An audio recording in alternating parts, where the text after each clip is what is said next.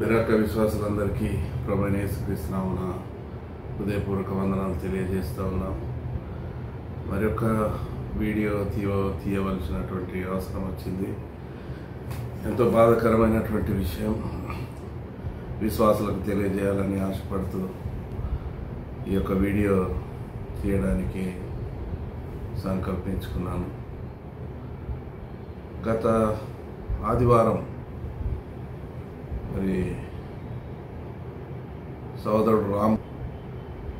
సోదరుడు జాని కృపయ్య ఇద్దరి మధ్యలో సంభాషణ. నేను జాని కృపయ్య గారిని అడిగినప్పుడు ఆయన చెప్పిన వర్షన్ వేరేగా, నేను చెయ్యి గల్పను, మంచి వాళ్ళకే గలుపుతాను అని అన్నాను అని నాతో చెప్పాడు ఆయన జాని కృపయ్య. కానీ ప్రసాద్ రెడ్డప్పని అడిగినప్పుడు, రామ్ కుమార్ను నేను అడిగినప్పుడు ఏం జరిగింది సంఘటన, ఆదివారం కదా, నేను ఎక్కువ నిన్ను మాట్లాడనీయలేదు ఎందుకంటే అన్యులు వస్తారు, పరిశుద్ధ దినము డిస్టర్బెన్స్ కావద్దు, అన్యులు తిరిగి లోకంలోకి ఎప్పుడు దేవుని మందిరానికి రాకుండా వెళ్ళిపోకూడదు అన్న ఉద్దేశంతో సైలెంట్గా నేను ఆయనను తీసుకొని లోపలికి వెళ్ళిపోయాను. అక్కడ జరిగిన విషయం ఏంటి అని రామ్ కుమార్ని అడిగితే, నిన్ను తన్నాలే పట్టుకొని అని అన్నాడన్న జాని కృపయ్య అన్నాడు. చాలా బాధాకరమైనటువంటి విషయం. నాకు తెలిసి ఆయన నాకంటే ముందు నుంచే వస్తున్నాడు. రామ్ కుమార్ అనే ఒక విశ్వాసి నాకంటే ముందు దాదాపు 23-24 సంవత్సరాల పై మాట వస్తున్నాడు. ఆయన చక్కగా వస్తాడు, ప్రతి కూటానికి వస్తాడు, బలలో పాల్పొందుతాడు, ఆరాధన చేస్తాడు, చక్కగా తన కుటుంబంతో సహా వస్తాడు. బుధవారం సంఘ ప్రార్థన కొరకు వస్తాడు, సంఘ ప్రార్థనలో భారంతో ప్రార్థన చేస్తాడు. శుక్రవారం బైబిల్ స్టడీకి క్రమం తప్పకుండా వస్తాడు. ఇటువంటి పరిశుద్ధమైనటువంటి ఒక విశ్వాసిని నీకు తన్నులు పడాలి, తంతం అనే మాట మాట్లాడడం అనేది చాలా బాధాకరం. నేను ఇంకా అప్పటికే పోయి ఆపే సమయానికి జాని కృపయ్య లేచి బయటికి రా అని అరుస్తా ఉన్నాడు. సంఘం అంతా చూశారు, ఆ విషయం అంతా సంఘం అంతా విన్నారు.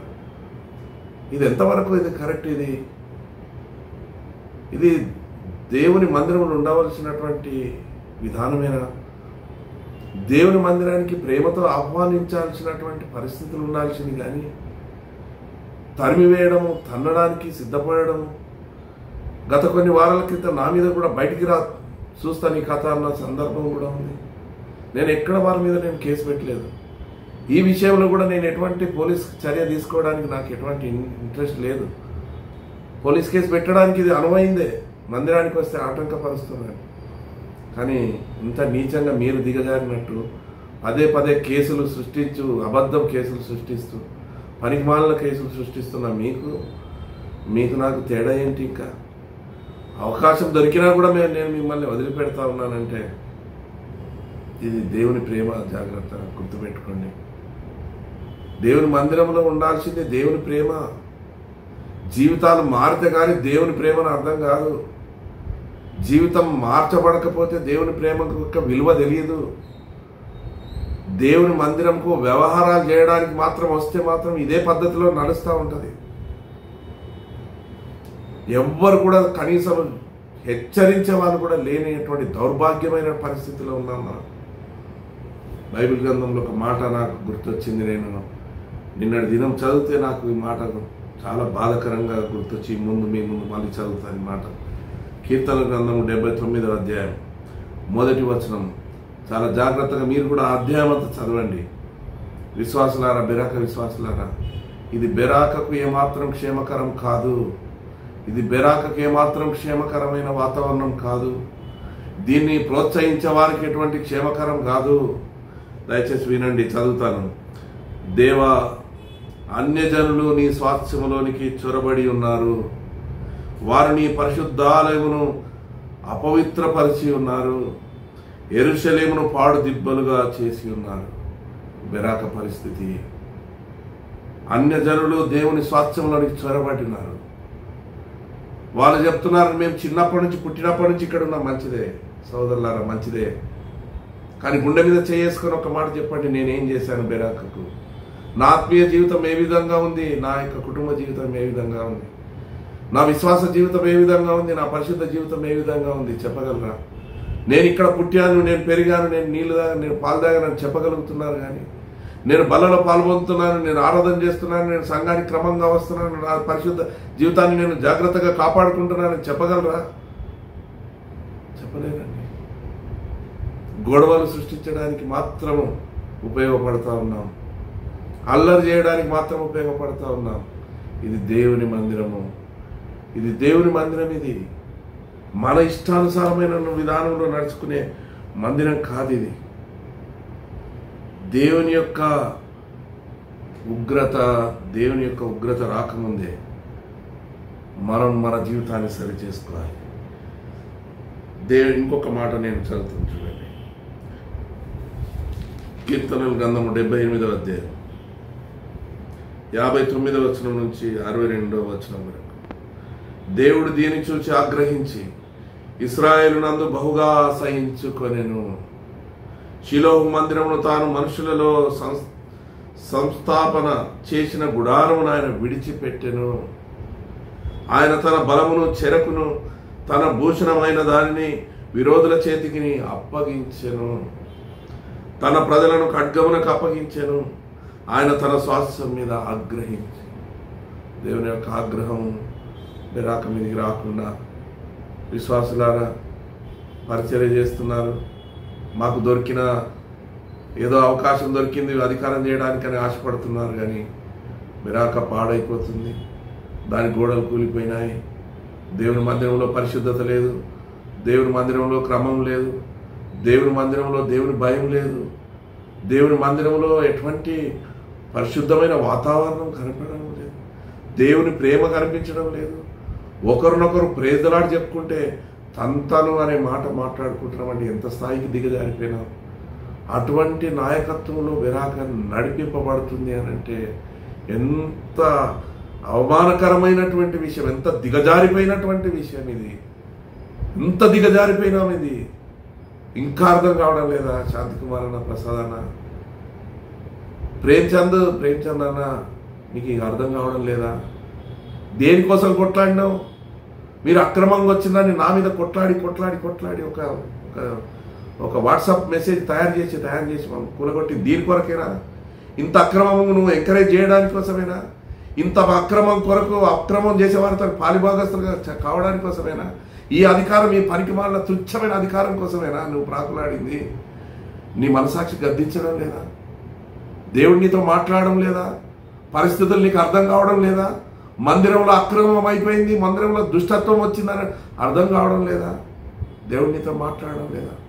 దీనికోసమైనా ఇంత తాపత్రయపడింది? ఈ అధికారం, పనికిమాలిన అధికారం కోసం మందిరాన్ని నాశనం చేసే వారి చేతికి అప్పగించడానికి కోసం ఇంత యుద్ధం చేసినావా నువ్వు? ప్రేమ్చంద్, ఇప్పటికీ నీ మీద గౌరవం ఉంది నాకు. ఈ యొక్క పాపంలో నువ్వు ఎట్లా మాకు మసులుతున్నావో నాకు అర్థం కావడం లేదు. ఒకవేళ నీకు పాపం అర్థమైందా? అర్థం కాకుండా మసిలిపోతున్నావా?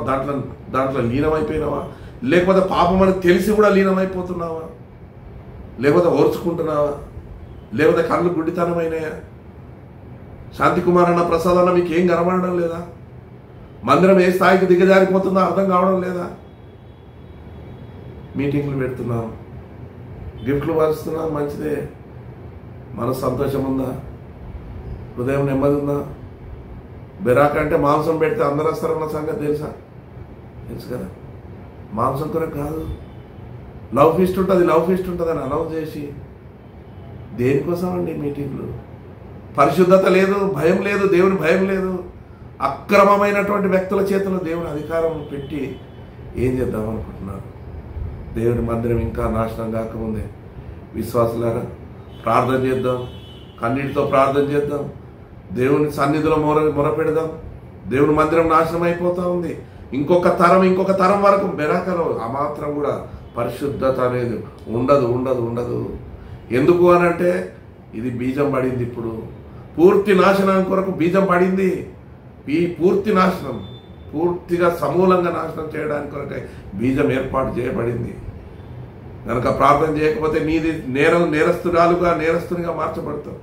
దేవుడి లెక్కలో నువ్వు లెక్క అప్పచెప్పాల్సిన అవసరం ఉంది. దేవుడు నేను లెక్క అడుగుతాడు. నేను ఒక్కరికే కాదు, నాకొక్కరికే కాదు నొప్పి, నాకు అధికారం లేదని కాదు నాకు నొప్పి, నాకు మొదటి నుంచి ఇదే నొప్పి, బెరాక నాశనం అవుతుందని. 15 ఏళ్ల నుంచి ఇదే లొల్లి నాది, 15 ఏళ్ల నుంచి ఇదే అల్లరి నాది, ఇదే ఎందుకనంటే బెరాక క్రమం లేదు. అధికారం ఉన్న వాళ్ళకు, ధనవంతులకు మాత్రమే ఇక్కడ అధికారం ఉంటుందని, కేవలము లాబింగ్ చేసే వారి కొరకే ఇక్కడ పరిచర్య ఉంటుందని, కేవలం మస్కా మాలిష్ చేసే వారికే ఇక్కడ పరిచర్య ఉంటుందని నాకు 15-20 సంవత్సరాల కింద అర్థమై నాకు ఈ పరిచర్య మీదనే ఆశయం కలిగి ఇది మొత్తం సమూలంగా మార్చబడితే తప్ప బెరాక బాగుపడదు అన్న ఉద్దేశంతో నేను నీ ముందు నిలబడి, నాకేం అవసరం లేదండి. నాకు దేవుడు ఇచ్చిన కాడికి అన్న వస్త్రములు నాకున్నాయి, ఎవరికి చేయి దాపే పరిస్థితి నాకు లేదు, మీతో కొట్లాడాల్సినంత కోపం నాకు సమయం లేదు. కానీ ఇది దేవుని మందిరం సుమా, దేవుని మందిరం కొరకు నా ఆశ. దేవుని మందిరం పాడైపోతా ఉంటే చూస్తూ ఊరుకోవడానికి లేదు. నెహెమ్యా ప్రవక్త కాదు. నెహెమ్యా దేవుడి యొక్క పిలుపు రాలే, నువ్వు పోయి యెరూషలేము గోడలు కట్టమని దేవుడు ఏం చెప్పలే నెహెమ్యాకు. కానీ దేవుని మందిరం మీద ఉన్న భారము, దేవుని మందిరం విషయంలో ఉన్న ఆసక్తి, దేవుని మందిరం కొరకైనటువంటి దుఃఖం కలిగి తన పితరుల సమాధులు కలిగినటువంటి పట్టణం నాశనం అయిపోయింది. ఎంతో మంది బెరాకను సిద్ధపరిచినారు, స్థిరపరిచినారు, ఏర్పరిచినారు. వారు అందరూ చేసిన కష్టార్జితాన్ని నాశనం చేస్తా ఉన్నామని నీకు దుఃఖం ఉంటే నువ్వు కూడా ఒక నెహెమ్యా వలె సిద్ధపడతావు. నీవు కూడా ఒక నెహెమ్యా వలె బెరాక కొరకు నీ ప్రాణాన్ని సైతం త్యాగం చేస్తావు. నీవు కూడా నెహెమ్యా వలె బెరాక కొరకు ప్రార్థన చేస్తావు, అహర్నిశలు కష్టపడతావు, అరరాత్రులు ప్రార్థన చేస్తావు. ఇది దేవుడు నిన్ను కోరుతా ఉన్నాడు. నీ దగ్గర నుంచి ఏం కోరడం లేదు, నీ పరిచర్యని ఆశపడటం లేదు, నువ్వు పుల్పిట్ మీద కనబడాలని ఆయనకి ఏం ఆశ లేదు. నీకు ఆశ ఉంది, నాకు ఆశ ఉంది, కానీ ఆయనకు ఆశ లేదు. బెరాక పునాదులతో సహా తిరిగి కట్టబడాలి, ఆత్మీయమైనటువంటి వాతావరణం తిరిగి రావాలి, పరిశుద్ధమైనటువంటి వాతావరణం తిరిగి రావాలి, ప్రేమతో కూడినటువంటి వాతావరణము, కలగొలుపుకుండే మా వాతావరణం, ప్రేమతో స్వీకరించే వాతావరణము, ప్రేమతో క్షమించుకునే వాతావరణం, ప్రేమతో ఒప్పుకునే వాతావరణం, ప్రేమతో పరిశుద్ధంగా ఒకరినొకరు గౌరవించుకునే వాతావరణం మందిరంలో రావాలి. దీనికోసం ప్రయాసపడదాం, అందరం ప్రార్థన చేద్దాం. ఇది ఎవరిదో కాదు సుమా, ఇది పితరులు ఇచ్చింది. ఏ శాంతి కుమార్ అన్నది కాదు, ఏ ప్రసాద్ అన్నది కాదు, ఏ శాంతి కుమార్ అన్న కొడుకు చేతులకు పోదు, లేకపోతే ఇంకెవరి కొడుకుల చేతులకు పోదు. దేవుడు అనుకుంటే ఎవరినైనా పండబెట్టగలడు. దేవుడు ఎవరు అనుకుంటే ఎవరినైనా నిలబెట్టగలడు. ఇది ఎవరిది కాదు, ఇది ఎవరిది కాదు. ఎంతోమంది కష్టపడ్డారు దీని కొరకు, ఎంతోమంది త్యాగం చేశారు దీని కొరకు, ఎంతోమంది సమర్పించుకున్నారు దీని కొరకు, ఎంతోమంది దాతృత్వంతో ఈ మందిరం కట్టబడింది. ఈ కట్టబడిన దేవుని మందిరం కొరకు నీ భాగస్వామ్యం దాంట్లో లేదా? నేను పుట్టినప్పటి నుంచి ఇక్కడనే ఉండా అంటున్నావు, మంచిదే. నేను పెరిగింది ఇక్కడనే మందిరంలో, నేను చెడ్డీలు వేసుకున్నప్పటి నుంచి ఇక్కడనే ఉన్నా, మంచిదే. సహోదరుడా సహోదరి, మంచిదే. కాదంటలేము. ఆ దేవుడు మాకు ఇచ్చిన దానికంటే మీకు ఒక గొప్ప ఆధిక్యత మీకు ఇచ్చినాడు, మంచిదే. కానీ వాట్ ఈజ్ యువర్ కంట్రిబ్యూషన్? ఏం చేస్తా ఉన్నావు దేవుని మందిరంలో?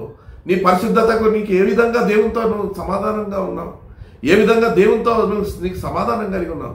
వాక్యం చెప్పేటోడు వచ్చి అయ్యా నాతో మాట్లాడలేదు, నేను బాగు రోజులైనా నాతో మాట్లాడలేదు అన్నటోడు వచ్చి వాక్యం చెప్తున్నానంటే ఏ స్థాయికి దిగజారిపోయినాం, ఏ స్థాయికి దిగజారిపోయినాం. చాలా రోజులైంది మాట్లాడలేదు అని అంటే రోజు మాట్లాడడం లేదా బ్రదర్? మనతో రోజు మాట్లాడా దేవుడు? రోజు కన్నీటితో మోకరించి ప్రార్థన చేస్తలేవా? దేవుడు రోజు వాక్యం ధ్యానిస్తలేవా? రోజు మాట్లాడతలేడా? రోజు మాట్లాడతాడు దేవుడు, ప్రతిరోజు మాట్లాడతాడు నీతోటి, నాతో బాగా రోజులే మాట్లాడలే, అయ్యా ఒక మాట మాట్లాడు. దేవుడిని అవమానం అండి. నవ్వులాటకు అనుకుంటున్నారు మీరు, నవ్వులాటకు చేస్తా ఉన్నారు దేవుని మందిరాన్ని. నవ్వులాటకు చేయకండి. ఇది నవ్వే సమయం కాదు, ఇది ఏడవలసినటువంటి సమయం, దుఃఖపడాల్సినటువంటి సమయం. కనుక జాగ్రత్త. దేవుని వాక్యం చెప్పేవారిని, భయభక్తులు కలిగిన వారిని పిలవండి, ప్రార్థనలో మోకరించే వారిని పిలవండి, కన్నీటితో ప్రార్థించి దేవుని సన్నిధిలో గడిపి వాక్యం కొరకు సిద్ధపడ్డ వారిని పిలవండి. అప్పుడు దేవుని మందిరం బాగుపడుతుంది. వినుట వలన విశ్వాసం కలుగును. ఎవరు దేవుని వాక్యం బోధించడం ద్వారా ఆ దేవుని వాక్యం ఎవరు బోధించాలి? దేవుని యందు భయభక్తులు కలిగిన వారు బోధించినప్పుడు, ఆత్మతో బోధించబడినప్పుడు, దేవుని వాక్యం ఆత్మ ద్వారా వెదజల్లబడినప్పుడు దేవుడు కన్విక్షన్ తీసుకొస్తాడు మన హృదయాలలో. అవును ప్రభా, నేను చేస్తుంది తప్పు, నేను పాపంలో ఉన్నాను ప్రభా, నాది వ్యభిచారమైన జీవితం ప్రభా, నేను దొంగను ప్రభా, నేను దేవుని సమయాన్ని దొంగిలించాను, దేవుని డబ్బును దొంగిలించాను, దేవుని మందిరంలో అల్లరికి కర్త అయినాను, కారకుడుగా అయినాను. దేవుడు నీతో నాతో మాట్లాడతాడు. జాగ్రత్త. అటువంటి వాక్యం రావాలి అని అంటే నువ్వు ఎంతో కాని పెట్టాలి. ఉత్తగా మీటింగులు రాసి డేట్ రాసి మీటింగులు పెట్టేది కాదు. ప్రార్థన చేయాలి, వెతకాలి, దేవుని సేవకుల కొరకు వెతకాలి, వెతుకులాడాలి. దేవుని వాక్యం లేకపోతే ఎండిపోతుంది మందిరం. దేవుని వాక్యం లేకపోతే ఇప్పుడున్న నాశనం కంటే ఇంకా రెండంతలుగా పాడైపోతుంది మందిరం, చెడిపోతుంది మందిరం. మీకు అర్థం కావడం లేదా? ఇంకా నాటకాలకు చూస్తూ ఉన్నారా? అన్ని బాగా జరుగుతున్నాయి అనుకుంటున్నారా? మందిరం నిండిపోతుంది అనుకుంటున్నారా? తెచ్చిన 50 కిలోల మాంసం ఈజీగా అయిపోతుంది అనుకుంటున్నారా? లేకపోతే మీటింగ్ పెట్టినప్పుడే 30-40 కిలోలు పెట్టగానే 200 మంది వచ్చి తినిపోతున్నారని సంతోషపడుతున్నారా? సంకలు గుద్దుకుంటున్నారా? ఎంత అవమానం అండి! దేనికోసం పెడుతున్నావు? ఏం ఆశించి పెడతా ఉన్నావు? ఏం ఫలం చూసినావు? ఆ ఫలం ఎక్కడి నుంచి వచ్చింది? ఎందుకు పోయింది? ఎవరు దానికి? దేవుని దగ్గర డ్రామాలు వేయకూడదండి. దేవునితో చెలగాటం ఆడకూడదు. దేవుడు ఒకరోజు తీర్పులోనికి తీసుకొస్తాడు. మనందరం తీర్పులోనికి రావాల్సిందే.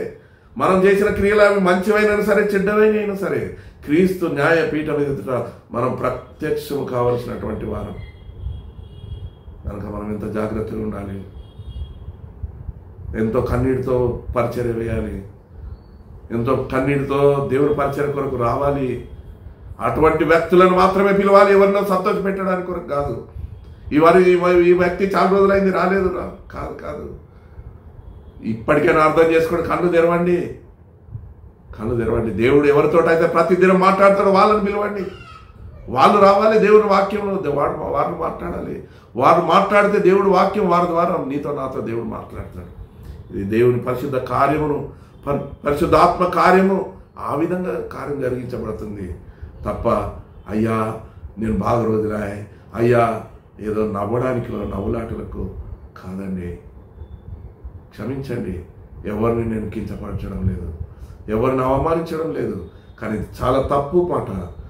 దేవా నువ్వు నాతో మాట్లాడలేదు, చాలా దినముల తర్వాత చాలా రోజుల నుంచి మాట్లాడలేదు అనే మాట వచ్చి నువ్వు పరిశుద్ధమైన స్థలంలోకి వచ్చి ఏ విధంగా నువ్వు బల్ల కొరకు సిద్ధపడతావు, ఏ విధంగా నువ్వు బల్ల కొరకు ఇతరులను సిద్ధపరుస్తావు, ఏ విధంగా ఆరాధన కొరకు ఇతరులను సిద్ధపరుస్తావు.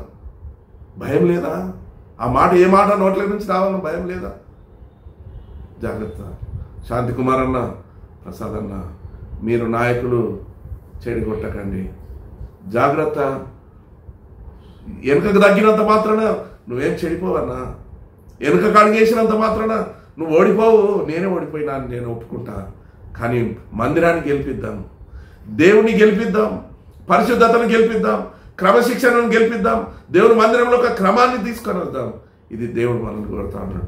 ఎవరు గెలిచిందనేది ముఖ్యం కాదు. 4 రోజులలో నేను పోతా, 4 రోజుల తర్వాత నువ్వు పోతావు, నేను ఇంకా ముందు పోతాను, నాకంటే ముందు నువ్వు పోతావు, ఎవరు పోతావో తెలియదు. నమ్మలేనటువంటి రోజుల్లో ఉన్నాం. నమ్మలేనటువంటి ఆయుష్ కాలం మనది, కించిదాయుష్ కాలం మనది. యోబు 14 అధ్యాయం 1వ వచనంలో అంటాడు, మన కించిదాయుష్. స్త్రీ కలిగిన నరుడు కించిదాయుష్ గలవాడు. కించిద అంటే గింతే ఆయుష్, లెక్క పత్రం లేని ఆయుష్. మన ఆయుష్ కాలం ఇంత దానికోసం ఎందుకండి? ఏం నాశనం చేసిపోదామని కంకణం కట్టుకుంటున్నాం. ఇంకా పరిశుద్ధులుగా తయారైపోయినారు. ఒక 6 నెలల్లోనే 3 నెలల్లో పరిశుద్ధులుగా మాట్లాడిపోతున్నారు. వాళ్ళ నడుక ఎంత పరిశుద్ధంగా మారిందంటే అబ్బా, భక్సింగాంకులు కూడా ఇట్లా నడవకపో, అంత పరిశుద్ధంగా నడుతున్నారు. ఇది కాదండి, యాక్టింగ్ కోసం కాదు. దేవుని మందిరంలో యాక్టింగ్ దేవుడు చూస్తుండు, మన హృదయాన్ని దేవుడు చూస్తుండు. మెల్లగా నడిచినంత మాత్రం మనం పరిశుద్ధులం కాదు. తెల్ల బట్టలు వేసుకున్నంత మాత్రం మనం పరిశుద్ధులమేం కాదు. మన హృదయం అయ్యా నేను పాపినని సుంకరలాగా కేకలేయాలి దేవుని మందిరంలో. అయ్యా నేను పాపిని పాపిని పాపిని గోదాడాలి. దేవుని దగ్గర ప్రతి దినం గోదాడాలి. అయ్యా నేను పాపిని పాపిని అని గోదాడాలి. ప్రభు మాట్లాడుతూనే ఉంటాడు. ప్రతి దినం మనం పాపంలో ఒప్పుకుంటూనే ఉండాలి. మనం పాపులమని గుర్తు చేస్తూనే ఉండాలి ప్రభువుకు. నేను పరిశుద్ధుని, నన్ను పరిశుద్ధంగా చేసినావు. ఇంకా ఒకప్పుడు పాపిని, ఇప్పుడు పరిశుద్ధునే నేను అంటే కాదు.